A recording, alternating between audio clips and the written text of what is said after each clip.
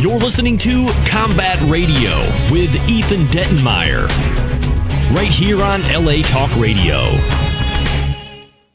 Well, I guess we better start this show for those of us who are joining us. And quick hello to everyone in Osaka, Japan, or with Combat Radio Firebase Berlin, or Portugal, Italy, Norway, Sweden, Australia, Fiji, the fan club in the Bahamas.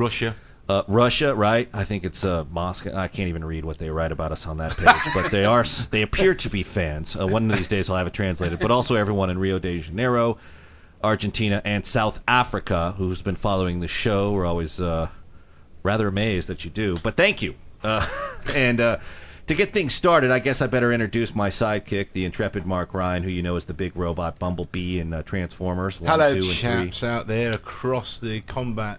Also, radio a man universe. who's in the Guinness Book of World Records for killing the most people in one network television hour when he was with the cast of Robin of Sherwood. A family viewing, no less. Yeah. No less. And he worked with director Chris Nolan in The Prestige. He's done a bunch of stuff. Antoine Fuqua. I mean, just Google the guy, and let's go around the room to some of these other cool people.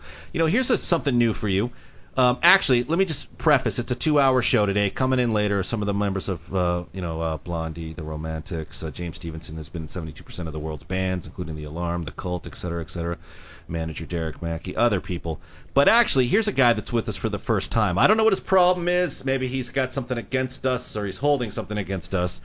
But we've got a very impressive man who's rather bulletproof. Danny Wong, who you may know from everything from Wind Talkers to We Were Soldiers to Imposter to Die Hard with a Vengeance to Blade to Rush Hour, Mars Attack. Come back when you do something. Danny, how are you? Fine, thank you. Yeah, and then also with us is one of our all-time favorite guys, Die Hard, Lethal Weapon. He played Genghis Khan in Bill and Ted's Excellent Adventure. They Live, Black Rain. And author of the very, very impressive book, The 8 Lives of Al Leong. Al Leong. How you doing? I'm good, man. How are you? Incidentally, before you even answer that, you must be doing good. You know why? Because when you buy your book, you get a special credit card that says you're a fan of Al Leong, and on the back are cardholder benefits, and I'm holding one right now. Have you used any of the benefits? I haven't, because I just got this card. See, I was gypped on it. I didn't get my card immediately upon receiving the book. I don't know why that was, Al, but I didn't get it. And Danny had to hand me one, and it actually says on it says the official Al Leong fan club. And it looks like one of those Vegas players cards, which I'm sure is the theme, right? It says Super Platinum Plus card. It'll work. The go anywhere, do anything, one-stop shopping charge card. And on the back, what you get is you get things like free screenings, 24-hour air conditioning, free admission to Al Leong Museum of Unnatural Deaths. By the way, most of you can go on YouTube and actually find a pretty good YouTube reel we've been plugging. There's a couple of good ones on Al. One is Best Henchman, which I like a lot, and the other one is Al Leong's Death Reel, which is him basically dying in 50 consecutive movies, cut very quickly. It's one of our... We played it last time you were here, actually, even though the audience didn't get the visuals. It's quite hilarious. But you're somebody when you're a best in henching. Oh, yes. Okay. Oh, yes. Best in henching. I mean, come on. That's a title only you have. Best in henching? How did you guys meet? How are you guys associated? 30 years worth of destruction? Yeah. Yes. I was admiring Al's martial arts back in the 70s, and I noticed he was in... You fight him? No, haven't yet. No. Fight him? No, not bite him. That's what I do. I bite. You're a biter. Yeah. So back in the 70s, initially. Yes. I always noticed he was in all these martial arts magazines. I said, this... And the stuff that he was doing, I said, boy, that's some wicked stuff. But it seemed like they wouldn't ever put him on the front page, or it was rare. Why do you suppose that was? Probably politics. What else? Politics. Yeah. Maybe the fact that the guy looks so menacing. Probably that too. But I think that would sell the magazine, don't you think? Thank you. Yeah, I think that would sell it. Thank you. It's interesting because you do have that look that everyone identifies, Al, but you're one of the most gracious people I think we've ever met around Absolutely. here. Mhm. Gentleman. Yes. So I mean, it goes without saying, as menacing as you may appear, you're quite the class act. But so you saw him in these martial arts magazines, and that at what point you're like, I've got to train with this guy, meet this guy, or how did you come across him? A friend of ours, Leland's son, did he bring you over to my house or? I can't remember exactly he how it happened. introduced me to Al, and it was love at first sight. Yeah. It's like, wow, I'm It's- getting to meet the man. Yeah, this guy's tough to not like. Yeah, He's thank easy to you. get along with. It's very, as soon as he walks in the room, I think everyone holds their breath and then takes a chance to relax. Mhm. But definitely an easy guy to be around. Yeah. Let me say as well, We Were Soldiers is probably one of my favourite war films, and certainly, I mean, if you can have a favourite war film, but also I think it's one of Mel Gibson's best films. We Were Soldiers once Wow. is a good film, excellent piece of filmmaking.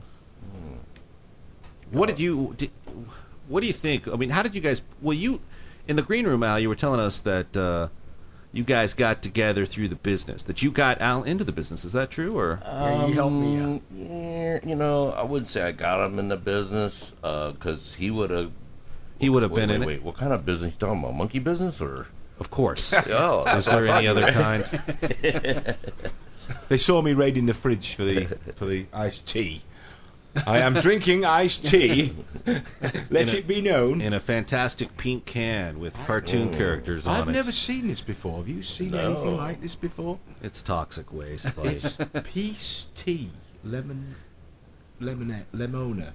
pink lemonade tea. Well, while he's endorsing that project, I want to say, Al, actually, I was contacted to do an interview for a documentary on you, which I'm actually quite excited about. I think that's an awesome project. And what's taken so long is what I'd like to ask Hollywood. Well, he's going back and he's talking to everybody. Right. Yeah, Matt. Not Matt. what's taken him so long, but what's taken Hollywood so long to do a documentary on. Are you contributing to this, Wong? I have no clue. Well, we better get you in on this, bro. Yeah. No, he doesn't know about it either. Yeah, it's Like to fill me in. Okay. it's just Time to reorganize the project. Everyone, let's get everyone back in the creative bullpen and let's get this thing figured out because it's a good idea. Yeah. And props to the filmmaker who decided to put it together. He deserves some credit for that. It's a strong idea. Yeah. So Matt, this guy named Matt, I ran into him about 6 months ago in a coffee bean and tea leaf, Perfect. and he came up to me and started talking to me, and he talked about writing a book. I said I already wrote a book. Yeah. And then so I after a week or two I met with him and I showed him the book, and then he says he'd like to do a documentary on it. Yeah, on and so he's talking to a bunch of people. Yeah. Well, that's a good partner piece for your book. Your book is an excellent pictorial. I mean, it's a perfect coffee table book, actually. And you can get it on Amazon. It's The 8 Lives of Al Leong, which was the title of the show we visited last. It really it's is really good. good. I mean, it's amazing because as much as people have seen your work, the book goes into all this additional work, and I'm like, this guy looks like he's been working for half a century. I mean, here he is on Magnum, on the A-Team, with John Carpenter, with Kurt Russell, doing this, torturing Mel Gibson with electrics and water and, all that stuff. Eating candy bars in the lobby at Die Hard, getting ready to shoot a SWAT team. It's like the book really covers it really well, and I think that you deserve some credit for that, for overseeing the layout and making sure all those pictures were put in there for the fans to enjoy and take a look at it.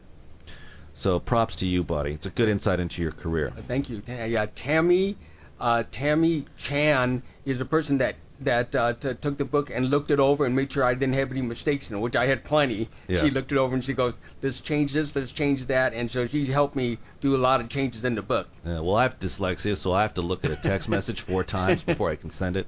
So I can relate to, visual mistakes in general. So it's nice to have it.